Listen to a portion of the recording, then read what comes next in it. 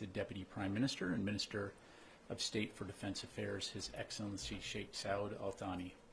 During their call, the Secretary reaffirmed the U.S.-Qatar Defense Partnership, reviewed opportunities to enhance defense cooperation, and discussed regional security developments. The Secretary emphasized the Department's commitment to regional de-escalation through deterrence and diplomacy, including through U.S. efforts to support implementation of the ceasefire between Israel and Lebanon, uphold the enduring defeat of ISIS, and degrade Houthi military capabilities, jeopardizing the free flow of commerce in the Red Sea.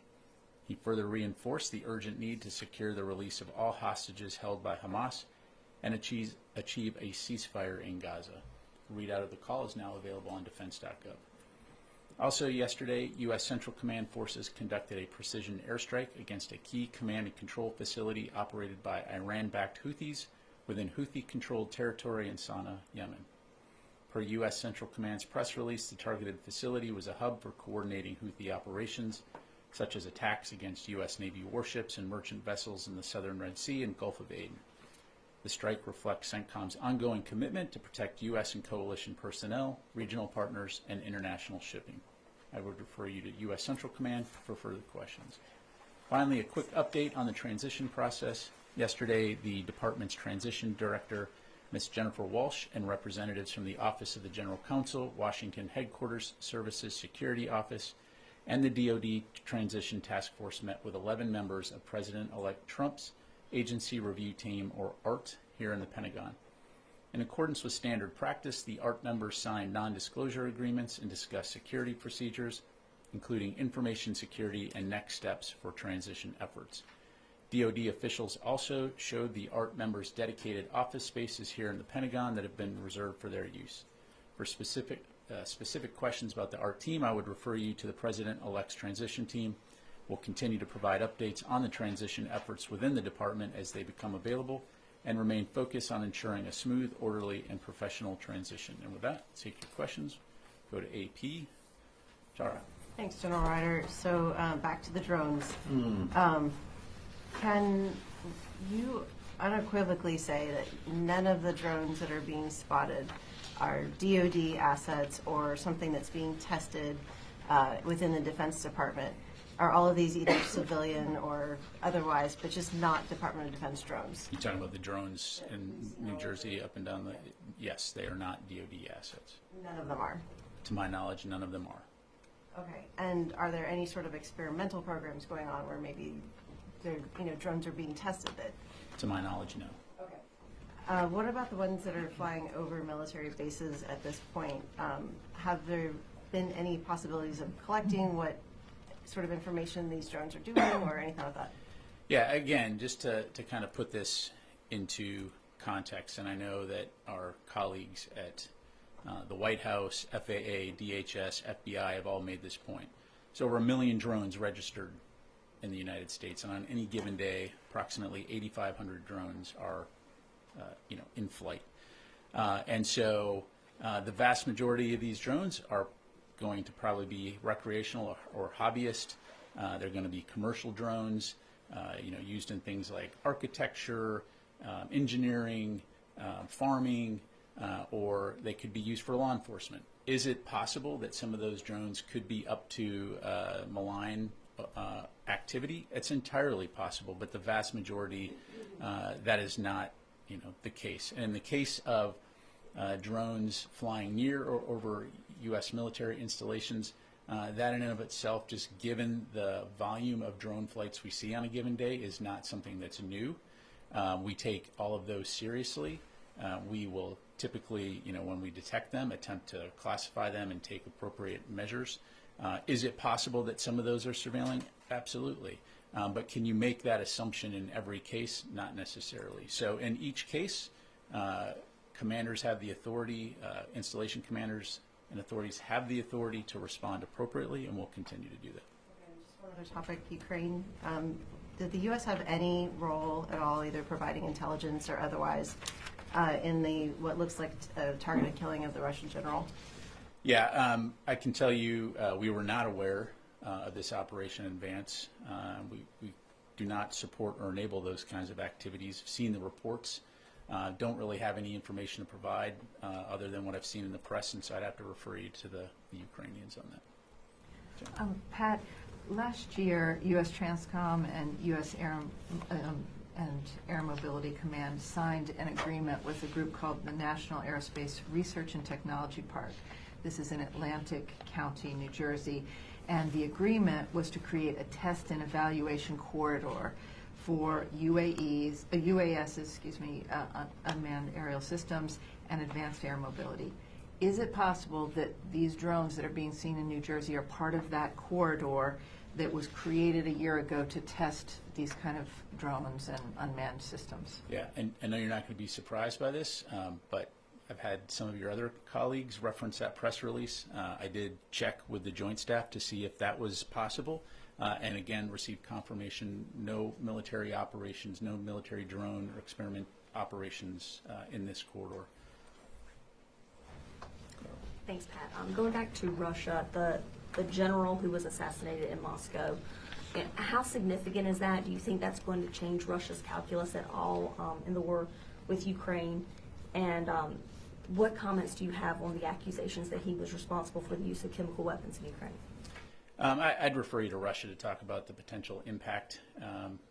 Again, I won't speak for Ukraine. Clearly, this is a senior commander within the Russian military overseeing significant capabilities. But again, like I highlighted, we're aware of those reports, looking into them, but that's about all I'm going to have. So, Warren. On drones for a second, what was the thinking behind sending additional detect and track systems to Picatinny Arsenal and Naval Weapons Station Earl? And are there other facilities that might get more of these systems in the future? Yeah, so a couple things. So first of all, again, a lot of focus on this right now for all the obvious reasons, some of which includes those sitting in this room here. And so we're going to take this seriously. And so ensuring that installations, in this case Picatinny and Earl, have the capabilities they need to detect, to identify and track as appropriate in the event there's drone activity near those facilities. To your other question, this is exactly what the counter unmanned systems strategy that DoD put out recently talks about, is looking at what are those priority installations, what are the trends when it comes to unmanned systems or unmanned aerial systems as well, and what does the DoD need to be doing in order to address that issue, particularly when it poses a potential threat to our personnel or installations. The thing is that I think we've all recognized the fact that unmanned systems are here to stay. They're a part of modern warfare, and whether it's here in the homeland or overseas, we want to make sure that we're doing due diligence to protect our forces and protect our equities from a national security standpoint. So, I think you'll see us continuing to look at that, and it's something we're going to continue to take seriously. What systems are being sent and when will they arrive? In addition to some of the capabilities that are already on these installations, these capabilities essentially will enhance Space Authority's ability to detect, identify, track UASs. So, for example, this could include active or passive detection capabilities, plus capabilities like the system known as drone busters, which, as you know, employs non-kinetic means to interrupt drone signals, affect their ability to operate. Right, Kelly? You mentioned that it wasn't all that unusual to see some drones over military bases. You mentioned this is becoming more and more of a common occurrence in the use of drones. But what would constitute it as a threat? What is the benchmark, and have you been communicating with other military installations to be ready for more of these drones, and how to spot if it could be a threat before it might be too late? Yeah. Again, it won't surprise you. This is not a new conversation for us within DoD. I mean, as I highlighted, drones flying, whether here or overseas, is not something new, right? And especially in the United States with 1 million registered drones and 8,500 flying on any given day. Similar to vehicles that may inadvertently approach a base, the same can be true for drones. As to what constitute a threat, that obviously has to be assessed on a case-by-case basis, depending on what the drone is doing, where it's going, and so I'm not going to provide a blanket definition, but again, the idea here is that by providing training, capabilities, resources, commanders are able to assess and make those determinations. The other thing that I think it's very important to remember is that when we're here in the homeland, the authorities that the U.S. military has to detect and track these kinds of things is much different than it would be if we were in a combat zone. In other words, the intelligence, surveillance, and reconnaissance capabilities that we can employ outside the United States are much different for very good reasons. We don't collect intelligence on American citizens. And so that, of course, appropriately requires to work very closely with local, state, and federal authorities, law enforcement authorities, when necessary to address these threats. And you mentioned the White House and the administration did share a bit of their assessment of what these drones are, but we know lawmakers are being briefed on Capitol Hill and members of the public. This isn't really, sitting well with them. They aren't really kind of taking this explanation for those that really saw these drones with their own eyes. So what would you say to them?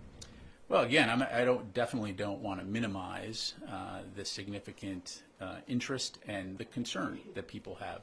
But again, I think in the way that you now have this modern technology and the ability, you could go out of here right after this briefing and go and buy a drone, and you could fly it around your neighborhood, and as long as you're flying it appropriately and not in restricted airspace, there's nothing illegal about flying that drone. So again, just providing some perspective here, and I think the joint statement that we put out highlighted that the assessment in terms of what these reported sightings could be in terms of a combination of lawful commercial drones, hobbyist drones, law enforcement drones, as well as manned fixed-wing aircraft. Again, don't want to minimize it, but I think it's important to understand too just the volume of drone activity that will likely only increase into the future, and the fact that it is legal to fly drones, and if they go into restricted airspace, of course, we'll take appropriate action. Just why does it have to be a classified briefing if these are just hobbyist drones, they're not military drones? Why is it a classified briefing on the Capitol Hill? I'd have to refer you to Congress on that. Again, sharing as much information as we can here. I don't have the briefing in front of me, so I can't tell you specifically, what aspects are classified or not. I can assure you, though, that again, we are sharing as much information as we can based on what we know. Let me go to the other side of the room here, Chris. Thanks, Pat. Two questions on drones. One, there's particular interest, perhaps by us, but also from the U.S. government regarding the drones in New Jersey. Does the Pentagon have any indications that those drones in New Jersey are somehow different in size, activity, etc., than the drones that have been spotted at Wright-Patterson Air Force Base, Hill Air Force Base, and other locations in the past few days? Chris, what I would tell you is we don't see a connection at this point between any of those activities. Again, just taking a step back here, 8,500 drone flights a day, but again, don't see a connection at this stage. And then my second question, has the Pentagon determined who was responsible for the drone incursions over the bases in the UK over the past last? Yeah, to my knowledge, still being looked at. I'd have to refer you to the UK MOD and U.S. Air Forces in Europe. Janie. Thank you, General. Two questions on South Korea and China. First question, on China's espionage using drone, and China conducted indiscriminate espionage activities using drones on U.S. aircraft carriers and military facilities anchored in South Korea. What message do you want to send to China, which poses a security threat to many allies? What's the message to China? Yes. Look, Janie, I'm not going to get into any specific, operations overseas other than to say, we take force protection, operation security very seriously.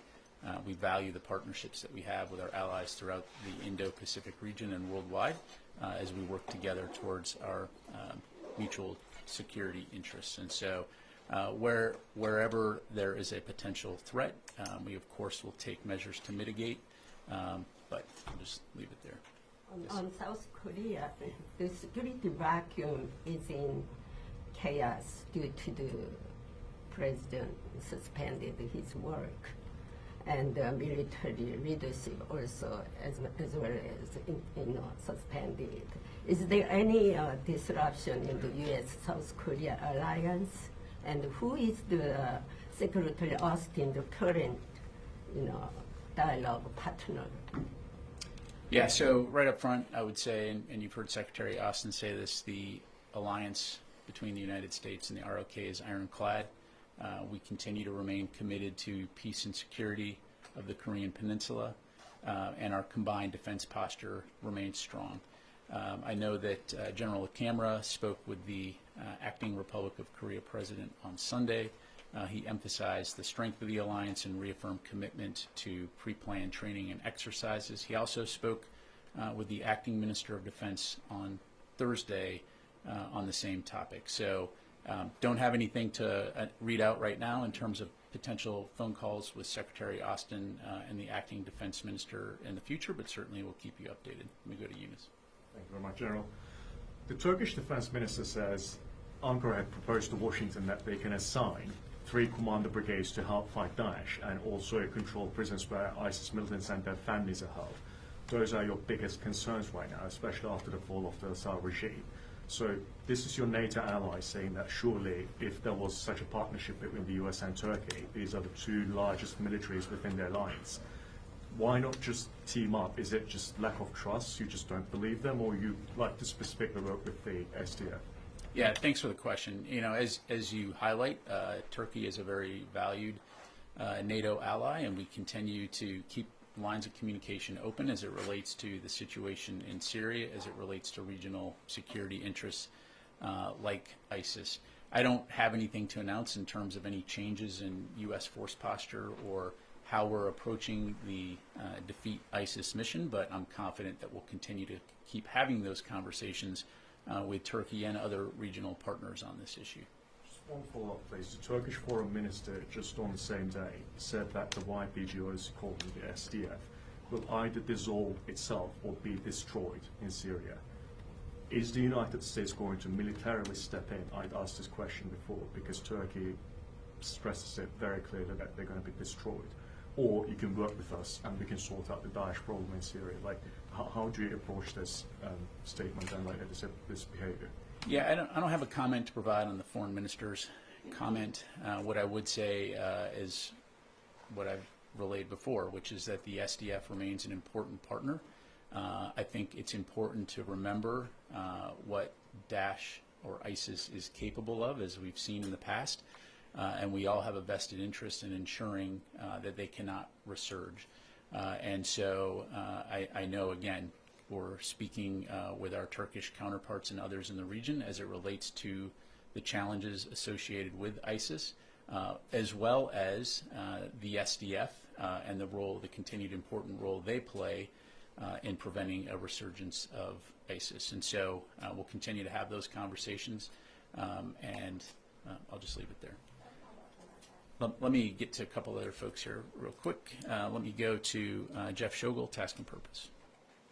Thank you. Have any of the drone sightings been accompanied with sightings of a large rectangular black object, sometimes called a monolith, often accompanied by Also sprach Zarathustra by Richard Strauss? Yeah, thanks, Jeff. I would probably have to think back to the words of a very wise prophet, Obi-Wan Kenobi, who said, "These aren't the drones you're looking for." But beyond that, I'll just have to move along. Okay, let me go to Howard Altman, Warzone. Thanks. Well, that was hard to top. I got 2 questions, one on the drones and one on Syria. I know you told Chris that these are not you're not seeing any connections, but in terms of visual or sensor data that is of the drones that have been seen over the U.S. bases, both CONUS and no CONUS, what similarities are you seeing in visual and sensor data? My question on Syria is Muslim Abdi the head of SDF, is proposing a proposal to establish the demilitarized zone in Kobani with the redistribution of security forces under American supervision and presence. Is the U.S. familiar with this? And does the U.S. have any ability to have additional forces or additional presence in that region?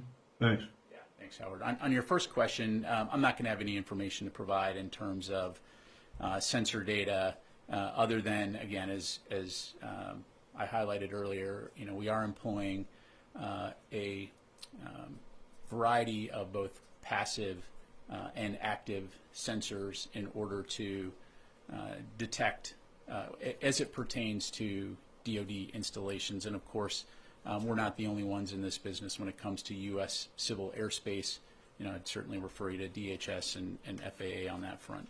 As far as Kobani goes, and the ceasefire discussions between groups that are there and the SDF and others, that's something that we're obviously monitoring closely. As I highlighted to your colleague, I think we all have a vested interest in ensuring that groups in the region capitalize on the situation here to enable the people of Syria to be able to have a better life than they did under the Assad regime. But as it relates to the U.S. force presence in Syria, it is focused on the defeat ISIS mission. And so that continues to be our focus. And I'll just leave it there. Let me come back into the room. No. It hasn't been specified where the strikes took place yesterday within Syria. Where American equipment was used. Do you have anything more on that? What I can tell you, Noah, is you're talking about the counter ISIS, defeat ISIS strikes. Yes, those were in the Badia Desert. What I'm tracking is it was 4 separate locations, and CENTCOM assesses that 12 ISIS members were killed. Thank you. John. Thank you, General. North Syria again. We know that you are actively involved in negotiation between the Syrian Free Syrian Army and the SDF, especially in the area of Manbij. But other than that, in the south, in cities like Raqqa and Deir ez-Zor, there are a lot of protests against the SDF, and especially the Arab population in this area. They claim that the SDF was collaborating with the Assad regime, and they see them as complicit, and after the fall of the regime, they want them out of their neighborhood. What do you say about these kind of requests from the local Syrians in those areas, and do you think that will create a possible threat for U.S. forces?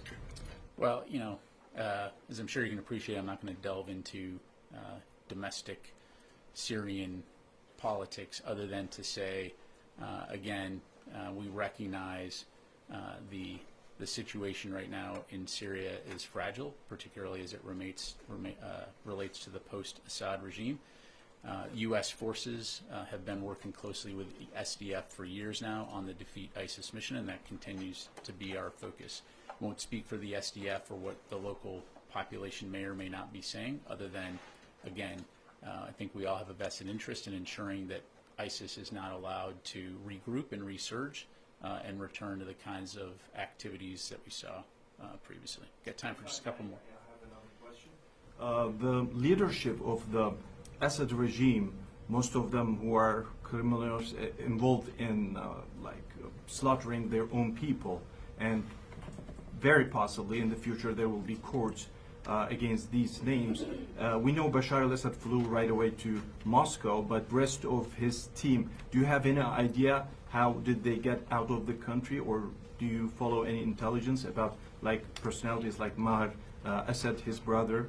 Yeah, I don't have anything to provide from the podium here. Let me go to Mike. Thank you, General. One question on Syria. Since last week, the Turkish-backed Syrian National Army and militants are amassing around the controlled areas of SDF. Are you engaging with Turkey on this, and do you think a Turkish incursion into northeast of Syria is imminent? Again, I won't speak for Turkey in terms of what they may or may not do. And then, I'm sorry, the first part of your question, negotiating with who?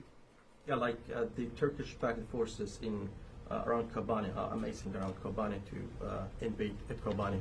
Are you engaging with Turkey on this?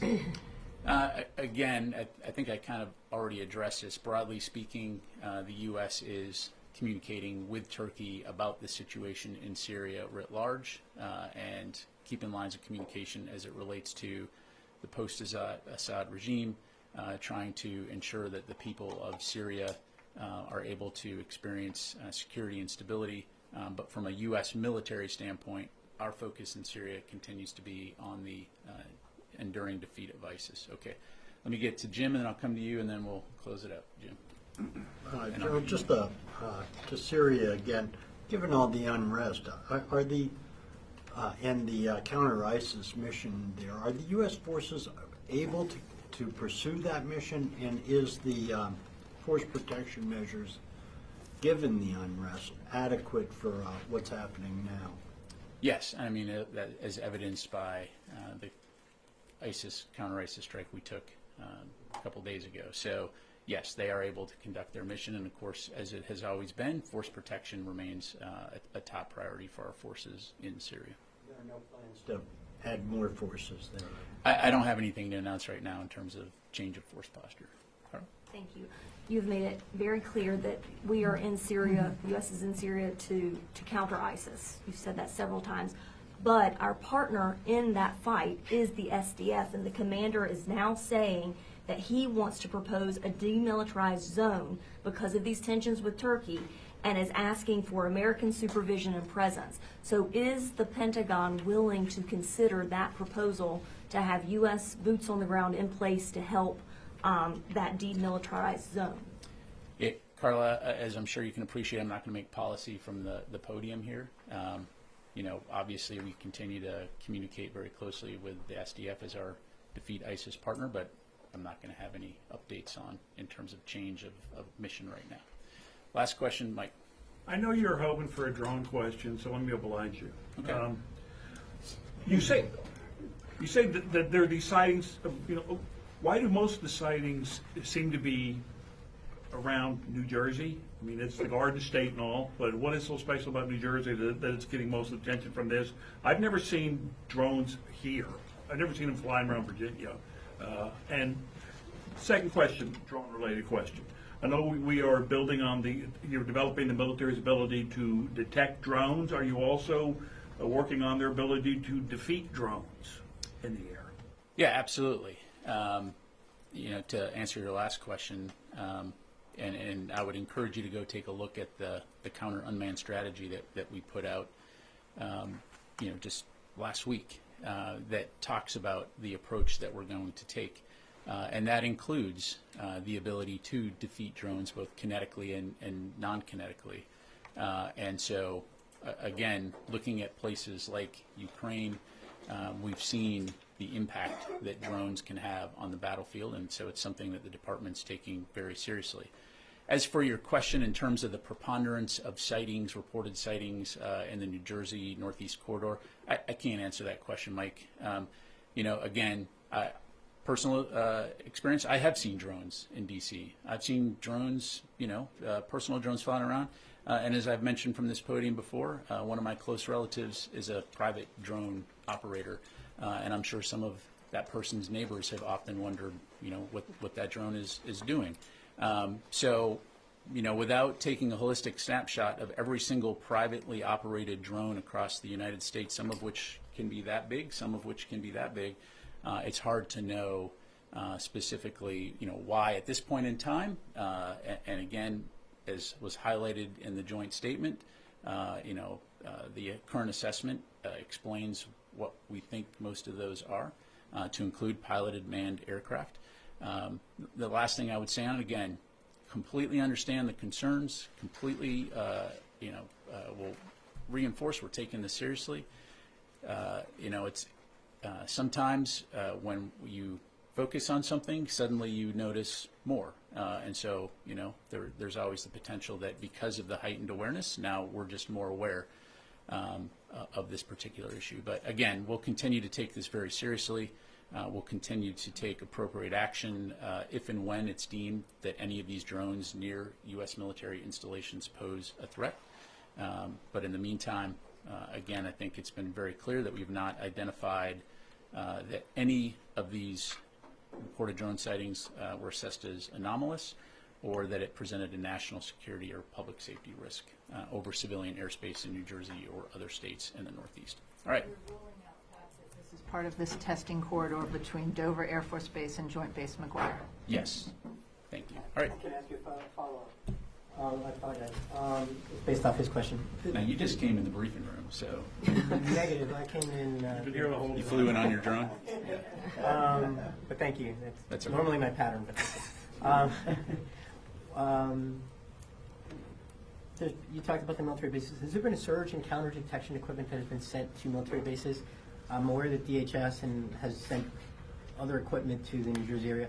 Is any of that include DoD equipment, or is that strictly all DHS? As I highlighted earlier, for Picatinny, we did send some additional active and passive detection capabilities, as well as some counter-drone capabilities. Those are the only ones, and Earl, those are the only ones I'm tracking right now.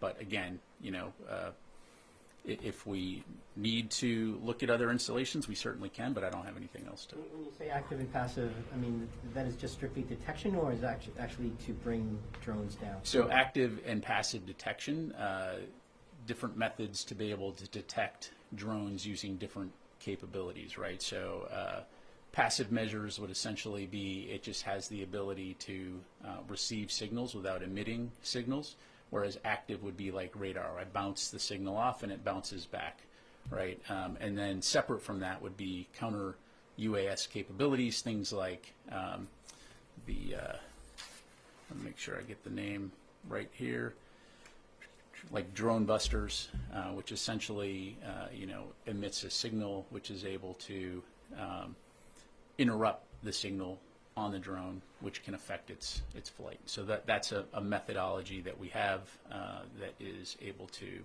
essentially bring drones down non-kinetically should we need to do that.